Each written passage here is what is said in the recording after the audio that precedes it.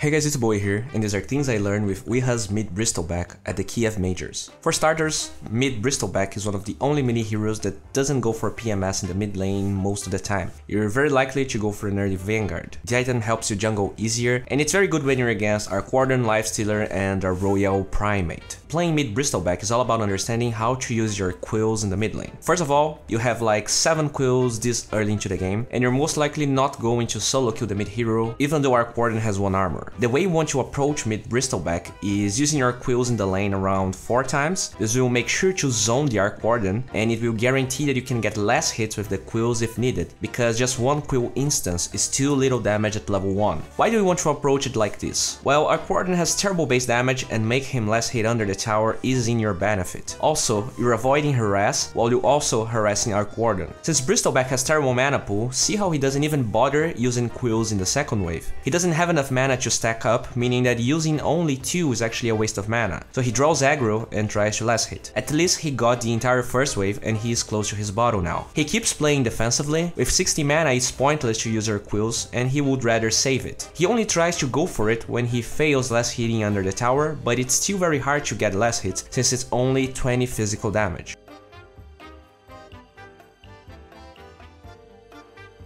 With the bottle though, look how his posture changes. It's close to room time, so he makes the same play as before. The trick is using quills right after getting 1 last hit, because then you're not jeopardizing your next last hit, while you're also stacking Arc Warden and the creeps to have the power to get less hits you would otherwise miss. This guarantees the rune, and now Wiha is set. Playing mid Bristleback is all about keeping healthy mana and HP levels and stacking the ancients. See how he goes for the creep wave in the same manner? There's no need to keep taking Arc Warden harass, and by shoving the lane that fast, he has time to run towards his ancients.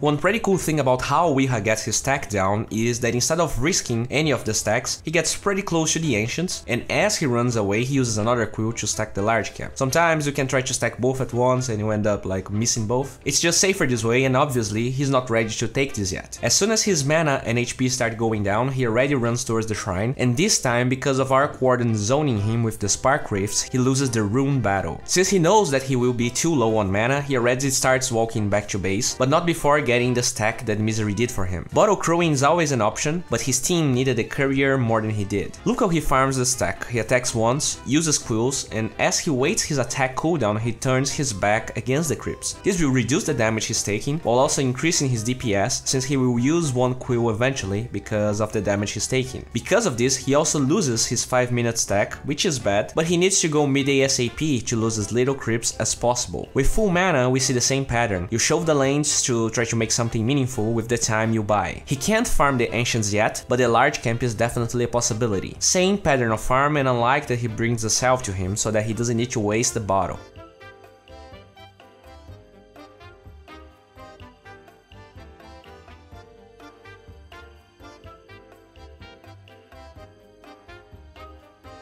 Misery ends up missing the stack, probably because of a ward, and you already see Wii shoving the lanes. One thing to note, at this point, Bristleback is ready to take the stack, but he probably didn't for 2 reasons. 1. You spend a lot of mana and HP to farm the ancients, and most of the time it's worth it to farm as many creeps as possible. There are only 2 stacks here and he doesn't feel like it's worth his time. 2. He has no shrine there. You usually want one to be sure you don't need to go back to base, and to be sure you won't die to an enemy rotation. Since they suspect that there's a ward there as well, it's just better to go with a sentry, and he finally goes for it. At this point, with so many creeps, it's just better to be still with your back against them. You don't want to be attacking. You have a shrine, so threat switching is meaningless. He gets a huge amount of gold, but even more importantly, experience. You don't want to be an experience deprived Bristleback, trust me.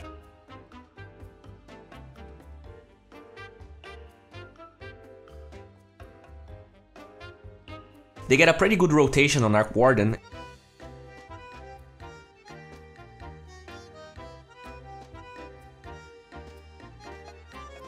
and I want to show you something. As Bristol runs from the Ancients to the tower, he keeps thread switching to save mana and run faster, kinda like Bloodstone Lina. But in fights, more often than not, you will see Weeha using his threads on strength. During fights, the amount of effort you need to put in order to cast Ghoul and Quills while thread switching only slows you down. It's just better to thread switch as you move to be sure you can fight without the need to thread switch. They get a decent trade and retreat. As he looks for the Belny rune, I love how he times the Invis rune he got with his item power spike. As he goes mid again, he waits Tusk to get there and again fights without thread switching.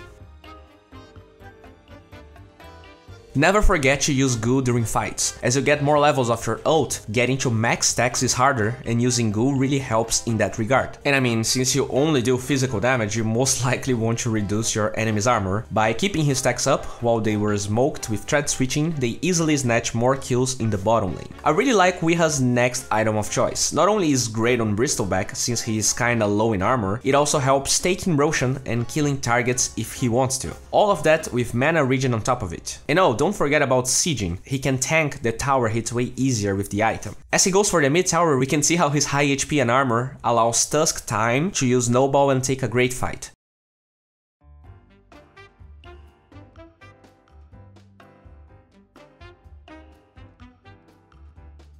I also like his clicking patterns going to the tree area to keep dealing damage but in a safe area.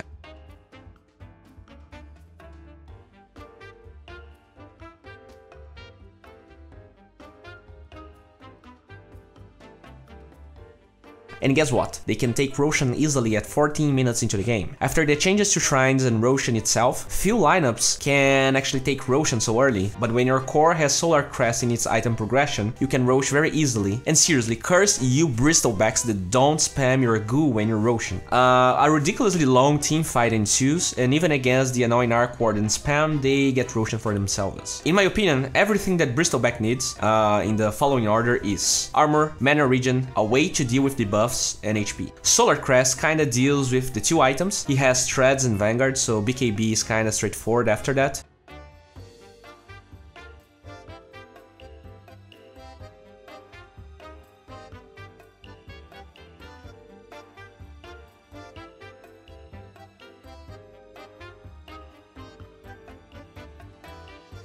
They end up getting a pick-off that propels them towards tier 2 and then tier 3. One thing to note is how Weeha is tanking all the tower hits. He has missed chance with Solar Crest, a lot of armor, and this guarantees more creep pressure when they go for the tier 3. Because of that, he also refrains from using Solar Crest aggressively on the CM that shows up, because the difference in effective HP when he does that is actually huge. He is there to tank everything while Terrorblade sieges. Even when Night Stalker shows up, he steals hold on the item and they are able to get out, trading 1 for 1. Also, look how Weeha is very close, hugging his friend Moon Meander. You lose no HP from Flux when you do that, so please guys, learn this.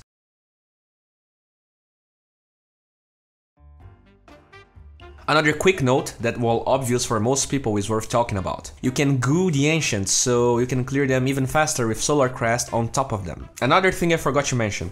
Since you build a lot of HP items on Bristleback, it can be a good idea to drop some of them before balling, using Shrine or using Wand, and by doing that he doesn't lose the Aegis timing by going for another push. You can use the backpack as well, but sometimes you're kinda in a hurry, and when you're very sure that you're safe, you can drop the items and no one will steal your Eel Scepter. Since he has Aegis, look how he just turns his ass against Lifestealer and doesn't do anything. When he's under the effect of Open Wounds and Lifestealer has Rage, it's just a waste of time to attack Nyx head on. Well, this wraps up for today. If you enjoyed this video, please guys give it a thumbs up. If you want to see the extended version of this video, please check the link in the description. And if you have any suggestions of any game or hero that was playing the Kiev Major, please let me know. We're going to have a lot of Kiev Major replays as we go forward. Pugna is a platform where you can learn from people like Chessie, Fogg, Munib, Waga, and get better at the game. They have now great content on the new patch, and if you want to raise your MMR, it's a great time. Just figure out the patch faster than others and get those easy wins. And if winning MMR is not enough for you, you should definitely check our new partner, Loot Case.